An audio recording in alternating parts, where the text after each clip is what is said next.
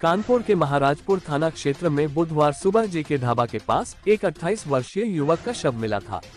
अगले दिन उसकी पहचान हाथीपुर गांव निवासी गोलू सिंह पुत्र गोपाल सिंह के रूप में हुई। पोस्टमार्टम रिपोर्ट के अनुसार मृतक के सिर पर गंभीर चोट के निशान थे तथा सिर की हड्डी टूटी हुई थी। रिपोर्ट में किसी भारी वस्तु से प्रहार किए जाने के कारण मौत होने की पुष्टि हुई है।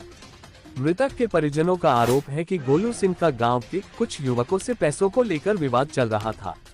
गोलू डीसीएम चालक था और आरोपितों पर उसके करीब 5,000 रुपये बकाया थे। रुपये मांगने को लेकर दोनों पक्षों के बीच कहासुनी हुई थी। परिजनों का कहना है कि इसके बाद आरोपितों ने उसे जान से मारने की धमकी भी दी थी। वहीं इस संबंध में डीसीपी पूर्वी सत्यजीत गुप्ता ने बताया कि इस मामले में पीड़ित की शिकायत पर 3 लोगों पर गंभीर धाराओं में मुकदमा दर्ज लिया गया है। आरोपियों की गिरफ्तारी के लिए पुलिस की टीमें लगी है। जल्द ही गिरफ्तार कर मामले का खुलासा किया जाएगा। फिलहाल पुलिस मामले की जांच कर रही है और हिरासत में लिए गए संदिग्धों से पूछताछ जारी है। हमारे भाई का नाम है गोलू सिंह। वो ट्रक चलाता था। कुछ दिनों से गाड़ी छोड़ के गांव में भूसा की गाड़ी चला रहा था। नवीन की गाड़ी चला रहा था। नवीन कल्लू खां का बेटा है।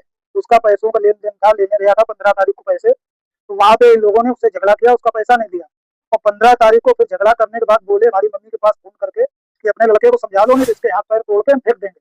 कोई बात नहीं, वहां से हमारा भाई आ गया, लेकिन उसने घर पे ज्यादा कुछ बताया नहीं क्योंकि घर पे हम लोग थे नहीं। उसके बाद में शाम को 5 बजे वहां से निकला है घर से नहा धो के। फिर दोबारा वो लौट के आया ही नहीं। 17 तारीख को हमने कंप्लेंट दर्ज कराई महाराजपुर थाने में। तो हमको भेजा गया कुलगांव चौकी में कि वहां जाके भी देखिए। तो वहां पे हमको बताया गया कि आपके भाई की डेड बॉडी लावारिस में हमने वहां भेज दिया है हैरत में। तो हमने पूछा पंचनामा आप किसने करवाया, उसका तो कोई नाम होगा। बोलते हैं कोई पंचनामा नहीं हुआ है, तो कोई छीनने वाला उसको पहचान करने वाला था नहीं। उसके बाद में अभी तक कोई न तो सीसीटीवी कैमरा खंगाला गया है और ना ही किसी से पूछताछ हुई है। कोई इंक्वायरी भी नहीं हुई और अब हम लोगों को दबाव बनाया जा रहा है कि डेड बॉडी को डिस्पोज करो। हम लोग ऐसा करेंगे नहीं जब तक हमको इंसाफ नहीं मिलेगा। हिंदू हो या मुस्लिम हो, नवीन, छोटे पासवान, इसाक इसाक के पिताजी का नाम है निसार खान। नवीन के पिताजी का नाम है कल्लू खान। और छोटे हैं या अज्ञात में इनके पिताजी का नाम हमको मालूम नहीं, केवल इसका नाम मालूम है कि छोटे के साथ में लास्ट बार हमारा भाई 6 बजे विजन स्कूल से जाते हुए रोड की तरफ देखा गया था। उस दिन से वापस नहीं आया अभी तक। हमारी डिमांड ये है, योगी कानून में जो चल रहा है वही होना चाहिए, हिंदू हो चाहे मुस्लिम हो। हमारा भाई गया है, हमारा घर बर्बाद हो गया है। हमारी भाई के 3 साल अभी शादी को हुए हैं। अब उसकी औरत क्या करेगी बताइए आप लोग। हमको इंसाफ ये चाहिए, बुलडोजर चलना चाहिए माफियाओं के घर पे। और इंसाफ यही है कि उनको सजा अगर मिलेगी तो ठीक है, और हम लोगों को कानून हाथ लेने पे मजबूर ना करें। और अगर हम नहीं कानून हाथ में लेंगे तो हम आत्महत्या करेंगे और यही मीडिया के सामने आत्महत्या करेंगे। ये चीज पुलिस प्रशासन को हिदायत दे दी जाए। हमको परेशान न करें, हम अपना काम कर रहे हैं। बॉडी हम नहीं उठाएंगे, हरगिज नहीं उठाएंगे जब तक उनकी गिरफ्तारी नहीं होगी। और उनके माँ बाप को गिरफ्तार करने से हमको उनसे कोई लेना देना नहीं है। क्राइम जिन्होंने किया है उनको लाया जाए। 24 घंटे 36 घंटे जो टाइम आप मांगोगे हम राजी हैं, लेकिन डेड बॉडी नहीं जाएगी। बॉडी के टुकड़े हो जाए गल जाए, लेकिन हमको गिरफ्तारी चाहिए। अभी दरोगा जी ने बोला हमने 4 आदमियों को गिरफ्तार किया है, तो हमको दिखाया जाए। अगर गिरफ्तार किया है तो उनसे कबूल कराया जाए ना। अगर उन्होंने क्राइम किया है तो वो यस करें और बताएं कहाँ पे क्राइम किया है, किस तरीके से मारा है हमारे भाई को। दोनों पैर टूटे हैं, दोनों हाथ टूटे हैं, नाक से खून आया, मुंह से खून आया, गाल में उसके कटा हुआ है, कपड़े शरीर में नहीं है और पुलिस बोलती है एक्सीडेंटल केस है। ऐसा होता है एक्सीडेंटल केस। बस इतनी हमारी गुजारिश है सरकार से कि जल्द से जल्द कार्रवाई की जाए और फिर हम अपना हिसाब से अपना काम करेंगे। हम अपना दूसरे का सहयोग लेंगे, बस इतना ही कहना चाहते हैं। बस डेड बॉडी नहीं उठेगी तो बिल्कुल नहीं उठेगी। क्या आपके भाई को फोन करके बुलाया गया था? हमारे भाई को फोन करके नहीं बुलाया गया। वो परमानेंटली जाता था उधर, उनके यहाँ गाड़ी चलाता था पैसा मांगने के लिए। तो पहले तो झगड़ा किया गया और शाम को जब वो दूध लेने गया है 5 बजे नहा धो के घर से, तो उसका मोबाइल झगड़े में टूट गया था उसी दिन दोपहर को 15 तारीख को। तो उसके पास मोबाइल भी नहीं था उस दिन। और जब गाड़ी चलाने जाता है तो लाइसेंस आधार सब पक्ष में डाल के जाता है, लेकिन उस दिन उसको गाड़ी चलाना नहीं, क्योंकि गाड़ी थी नहीं, गाड़ियां सब खड़ी थी। तो वो रोड की तरफ गया तो छोटे पासवान पहले इसके साथ भूसे की गाड़ी में लेबरी करता था। उसने उसको बोला कि आओ चलते हैं पीने के लिए। वो उसको लेके गया है और इसके गवाही हैं सरमन वाजपेयी के सपुत्र राज सिंह। उन्होंने हमको बताया। और विजन का कैमरा अगर खंगाला जाएगा तो उसमें फोटो निकलेगी। अब ये चीज पुलिस का कानूनी कार्रवाई अपनी प्रक्रिया को खुद करें कि किस तरीके से क्या करना है। सारे कैमरे रोड पे ऑन है, तो हमसे बोला जा रहा है कोई कैमरा ऑन नहीं है।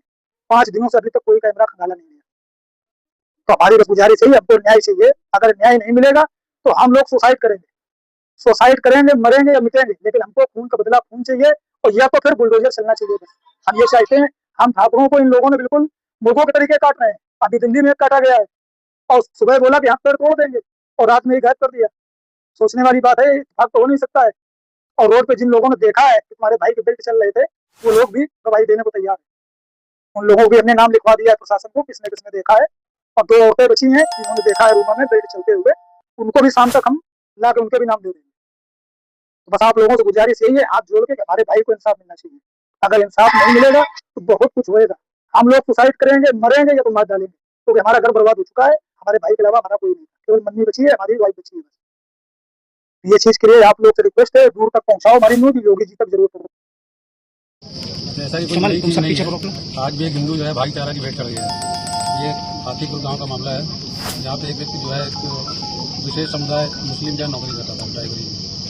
उसका छोटा सा जो है तो उसने अपनी तनख्वाह मांगी कि हमारी तनख्वाह को दे दो। उसमें कहा सुनी हुई, और कहा सुनी तो नहीं हो गई कि आज उसकी बॉडी जो है फेंक के चले गए 4-5 दिन बाद। अभी तक क्या क्या मांग, जैसा कि अभी माननीय सीपी साहब सूचना मिली है कि हम सभी के नाम से रिपोर्ट लिख गई है 302 में कार्रवाई के लिए।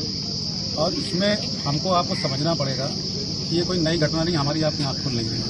आप दिल्ली हो, चाहे गाजियाबाद हो, आप कानपुर का नंबर है, तो ये इनके आँख में सुअर का बाल होता है। ये जहाँ जहाँ रहेंगे वहाँ आतंक फैलाएंगे, अपना जिहादी बना दिखाएंगे।